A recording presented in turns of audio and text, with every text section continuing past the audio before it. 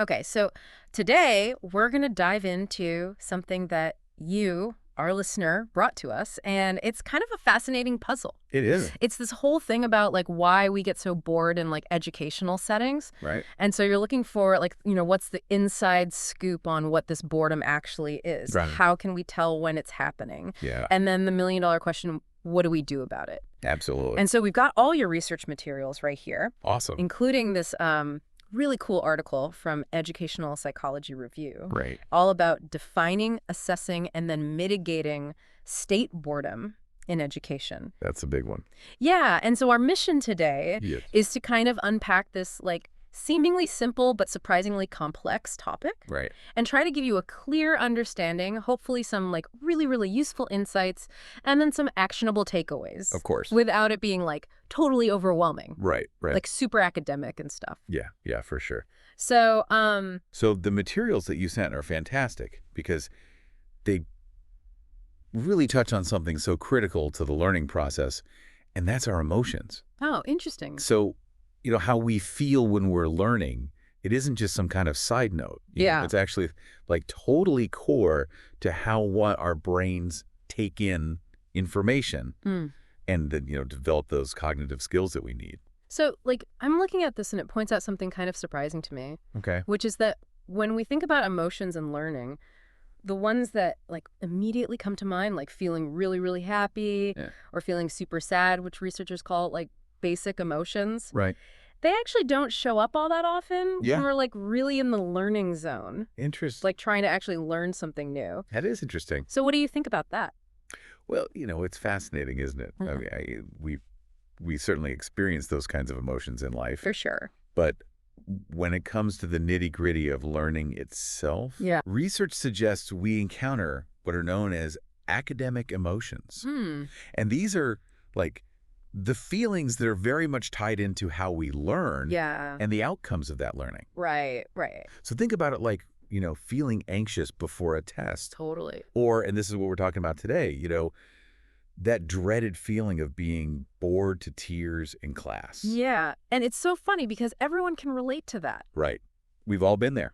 But here's like the thing that blows my mind. Right. Even though like pretty much every human being on the planet can remember like zoning out in school because they were so bored, Totally. it turns out that the research world hasn't spent nearly as much time Oh, wow. studying boredom and learning as they have on, something like test anxiety. Interesting. That feels kind of backward to me. Yeah, it does a little bit, doesn't it? You think something so universal Yeah. would be, a much bigger focus. Front and center. Exactly. I know. And the data really backs that up. Studies show that a surprising number of high school students Oh, wow. experience boredom in the classroom. Like how many? We're talking up to 2/3. Really? Yeah, it's huge. That's wild. So when you consider how widespread this is, how many students are dealing with this, it really is remarkable how relatively little in-depth research has been done on it. Yeah. And this isn't just some minor annoyance either. Right. Boredom can have a huge impact on learning Yeah. and just overall motivation to, keep going, to stay engaged. So we're not just talking about like, kids doodling in their notebooks. No, not at all. Like it's more serious than that. Right. The research actually links boredom to some pretty serious outcomes. Like what? Well, there's even a link between, chronic boredom in school and higher school dropout rates. Oh, wow. That's intense. Yeah, so it really underscores how significant a barrier this can be to students succeeding, both in terms of like how engaged they are and their overall achievements. So it's definitely not something to just brush aside. No, not at all. Now, I'm looking at the article here, and they make a really, really important distinction that we need to get clear on right up front. Right. And that's the difference between someone who is generally prone to boredom, so-called trait boredom, Right. and then that temporary state boredom that we feel in specific situations. Exactly. Can you break that down for us? I sure can. Like in a way that's easy to remember. So think of trait boredom as like a personality thing. Okay. It's that tendency to get restless, uninterested, no matter what you're doing. So some people are just like kind of bored more easily in general. Exactly. That's trait boredom. Okay. State boredom, on the other hand. Yeah. That's the feeling of being bored right now because of what's going on around you. Okay. It's temporary. Okay. It's triggered by the specific context of the situation. So I guess someone with, like, high trait boredom, they're probably going to find themselves feeling that state boredom. Right.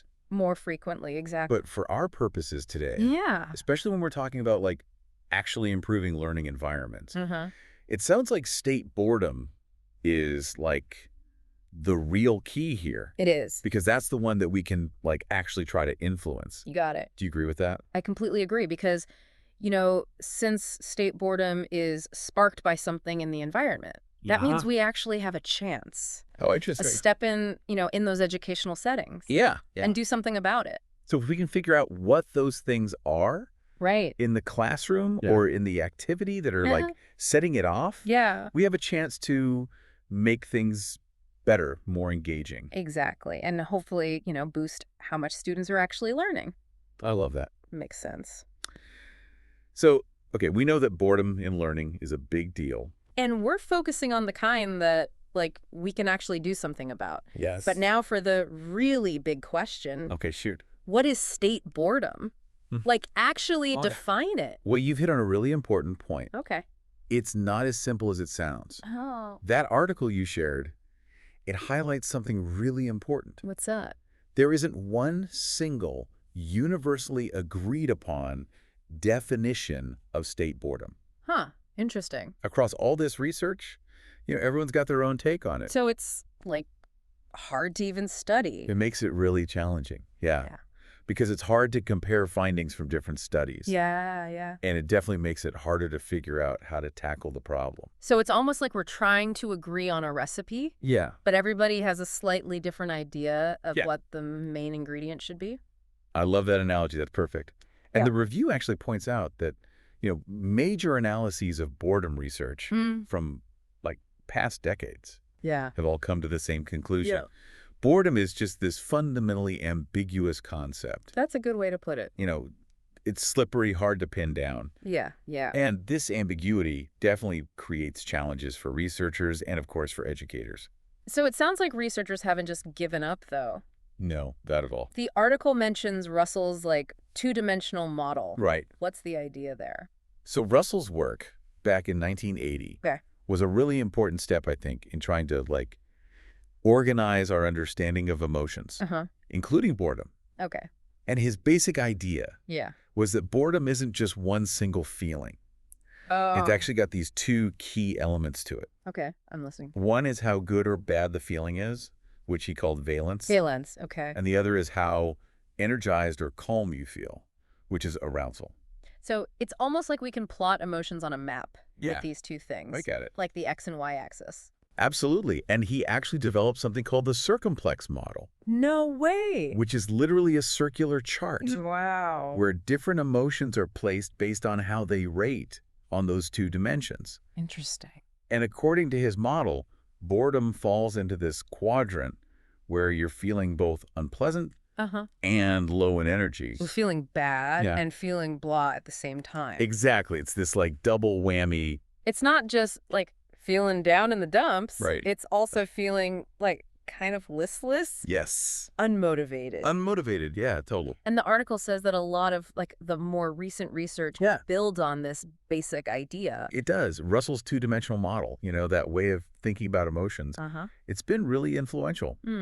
And a lot of researchers today agree that if we really want to understand boredom, we've got to understand both that negative feeling and the lack of energy or motivation that goes with it. Okay, so we've got that, like, two-part foundation.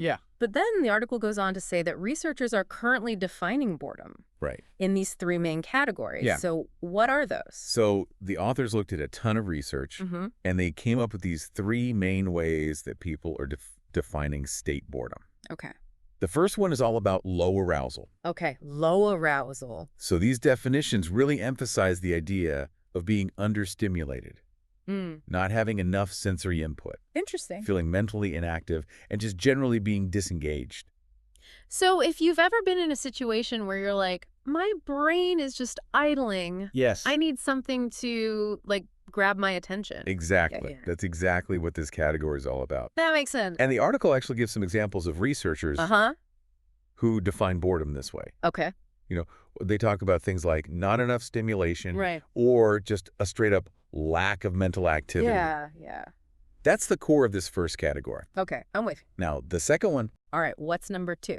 this category shifts the focus to what they call unpleasant subjective emotional experiences. Okay, break that down for me. So here, the emphasis is on those like negative feelings that we associate with boredom.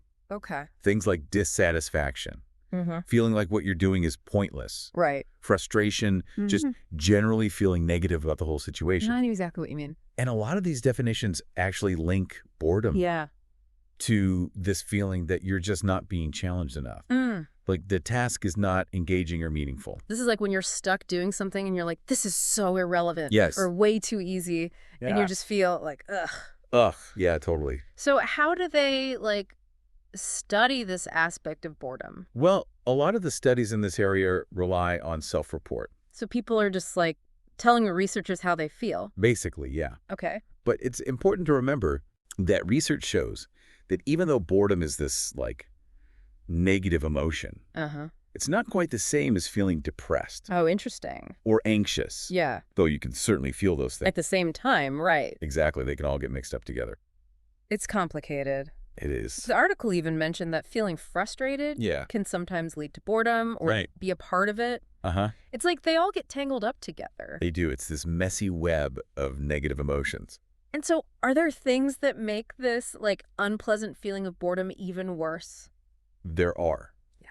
Like what? Well, if you feel like you've given up on important goals in your life, or if there's a big mismatch between your skill level and what you need to be able to do, or if you just feel totally powerless. Right, like you have no control. Exactly. That lack of control is a big one. Yeah. Those things can really amplify the negativity of boredom. Wow. Okay, so that's the second category. That's category number 2.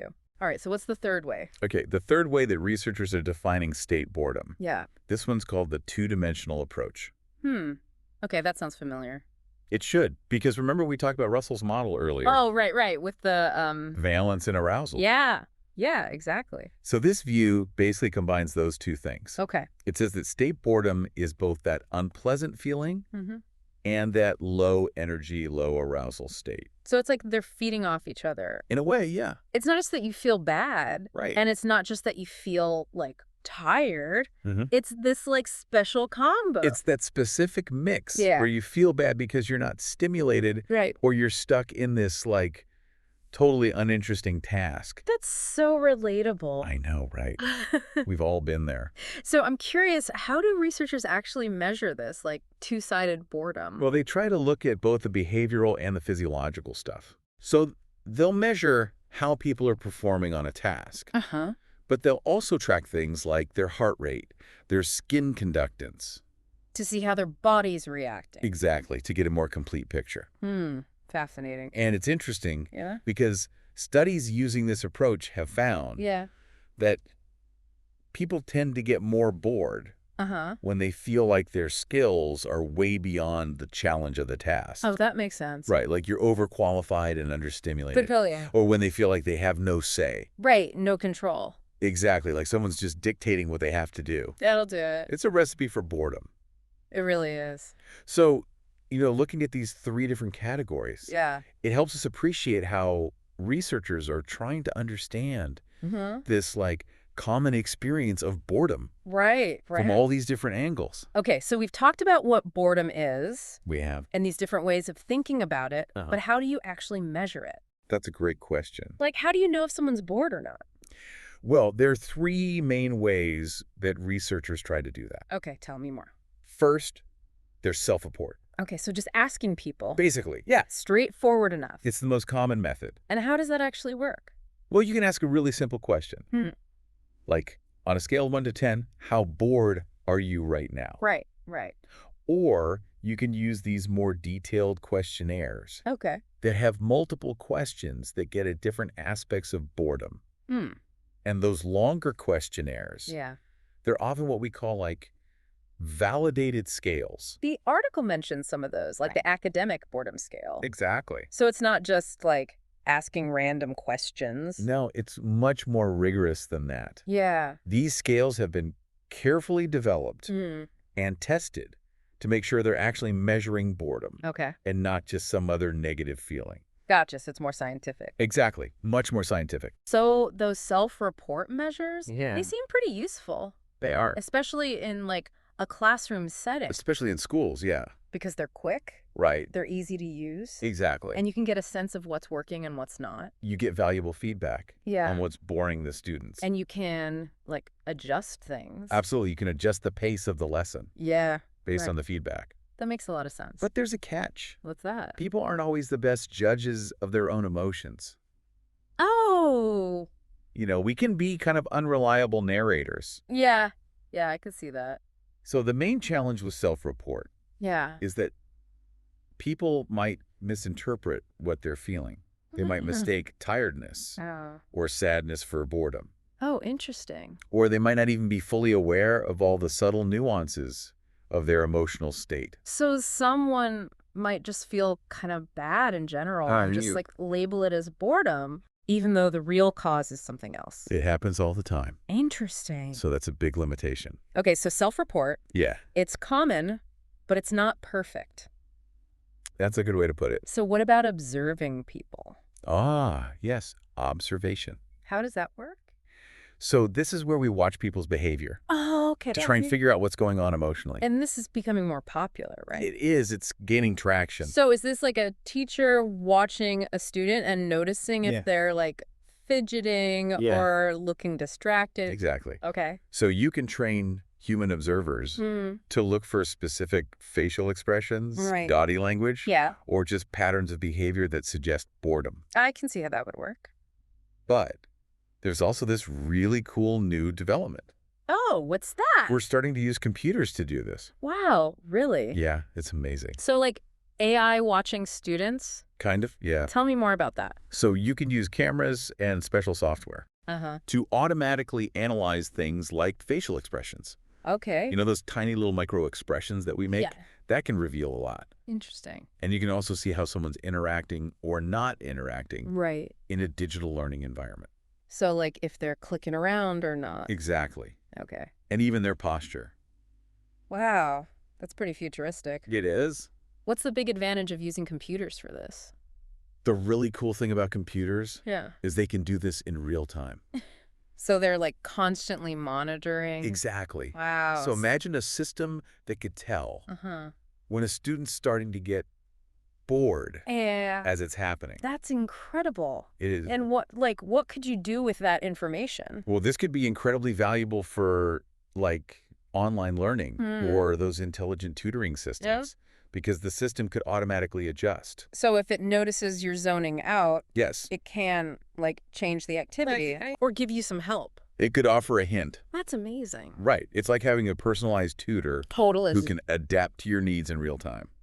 That's a game changer. It really is. But I guess the article said this is still pretty new, right? It is. It's still early days. Yeah. You know, we're still working on making this technology really accurate and reliable. Yeah.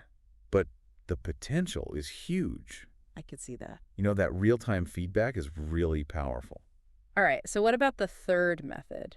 Okay, so the third way to assess boredom is by looking at physiological measures.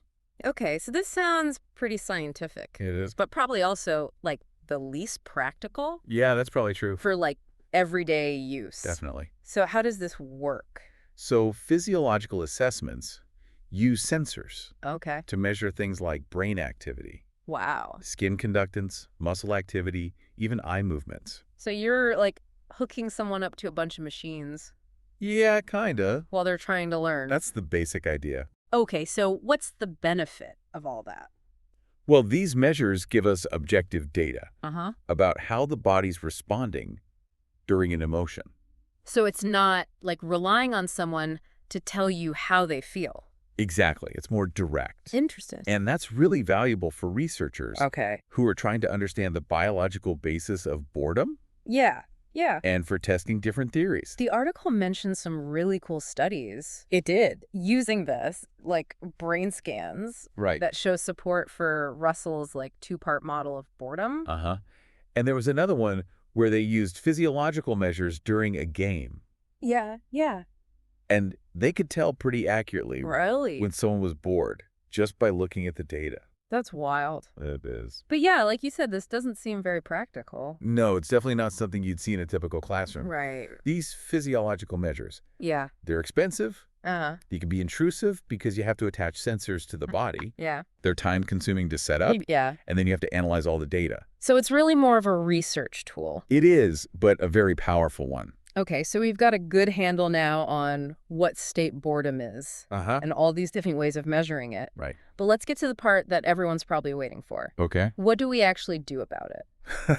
How do we fix it? Yeah. That's the million-dollar question, isn't it? So the article that we've been talking about, Yeah. it actually proposes a specific definition of boredom It doesn't. based on all this research. Yeah. Can you remind us what that is? Sure. So they say that state boredom happens when someone experiences both that low level of arousal, like low brain activity, low physiological arousal, and at the same time, they're feeling dissatisfied, frustrated. Right. Or disinterested. Exactly. All those negative emotions. So it's not just one or the other. Right. It's that combination. Like your mind's in low gear and you're not happy about it. Exactly. You know, like you're stuck there. And they argue that all the evidence, especially the recent stuff from those physiological studies, really supports this two-part definition of boredom.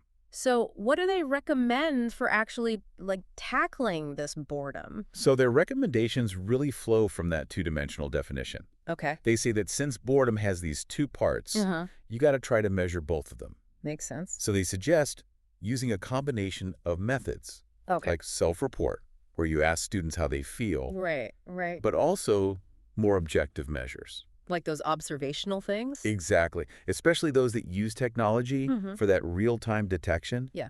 And then for deeper research, they still see a lot of value in those physiological measures. Okay, so it's like a multifaceted approach? Yes. You want to get the full picture. To really understand what's going on. Exactly. So now let's talk solutions. Okay, let's do it. What can we actually do to reduce boredom?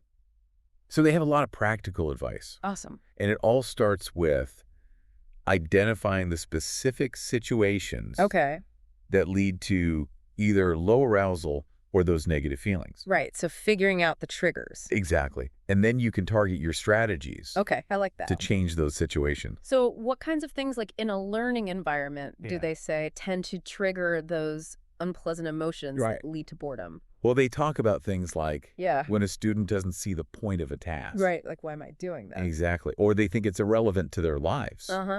Or when they don't have clear instructions or the resources they need to actually succeed at the task. Or when they feel trapped, like they have no control. Right, like they're being forced to.